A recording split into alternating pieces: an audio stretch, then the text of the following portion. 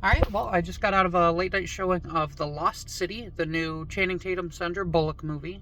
I'm going to start with a brief anecdote about why I saw this movie. So, I was interested in seeing the movie at some point anyway, but tonight I was going to see Sonic 2.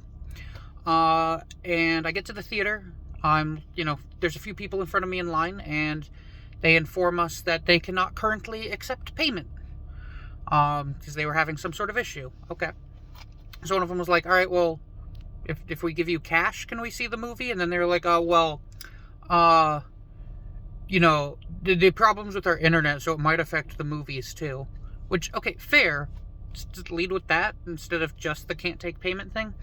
But so, pop over. So I was planning on seeing a 9:35 of Sonic. They also had a 9:50. So it's like, all right, I've waited around this long to see the movie. Got off work at 8, work literally right next to the movie theater, so I just chill out at work until movie time, and whatever, 15 more minutes. If I don't get to see the movie, that won't kill me, and I'd certainly wait the 15 minutes to see the movie if that works.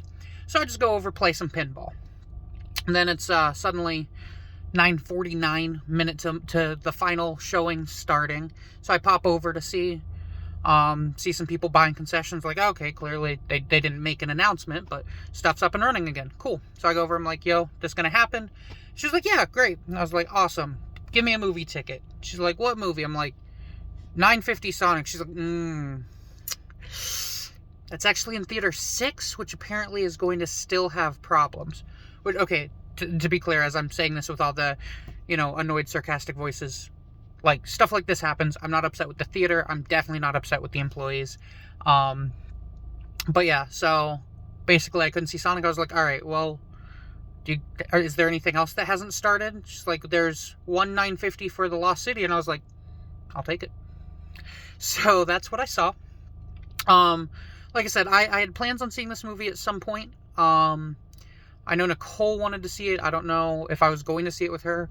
Probably not now, unless she really needs somebody. I'll see a movie twice. But basically, I knew the very, very general premise, that it's about an author who ends up accidentally going on an adventure, and it had Sandra Bullock and Channing Tatum. That's what I knew. What I found out is the movie also, hilariously, has Brad Pitt and Daniel Radcliffe. Spoilers, not really spoilers about the movie. Daniel Radcliffe is the villain. They make that very clear from the moment you meet him 8 minutes into the movie. So I'm not actually worried about that being a spoiler. But I just love when Daniel Radcliffe plays a douche. Because I like the guy, but he wears douche very well. Yeah, so there were, I don't know, so it's a rom-com. And there were very, very few laugh out loud moments for me. But it was definitely funny. Definitely romantic adjacent, I guess. The majority of the movie isn't particularly romantic. It's just like Channing Tatum pining after Sandra Bullock for an hour and a half. And then a little bit of romance sprinkled in at the end, which is fine. But yeah, even though there wasn't a lot of laugh out loud moments, there was definitely a lot of really good jokes that I did appreciate. Overall, I thought the movie was pretty funny. And I think a lot of the jokes, while not, knee-slapping hilarious, are like the type of jokes that would hold up to a repeat watch, which is good. So, yeah, I don't know how many people expect greatness from their rom-coms, because greatness is not what this provided, but it was at least as good as I expected from a Channing Tatum, Sandra Bullock rom-com.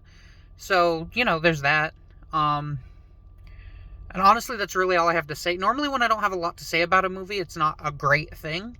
Because I like bad movies too, So if a movie is truly bad and can get me talking about that, then I'm probably having a great time. But despite not having much to say about this movie, honestly, it was really solid. Unfortunately, I do have more to say about the events that led up to me seeing this movie. I had a great time playing pinball. But, no, it was good. If you like rom-coms, I would recommend it. If you don't, it's definitely not necessarily something to make you step out of your movie comfort zone or whatever. But I mean, it was good. It was good. Watch it.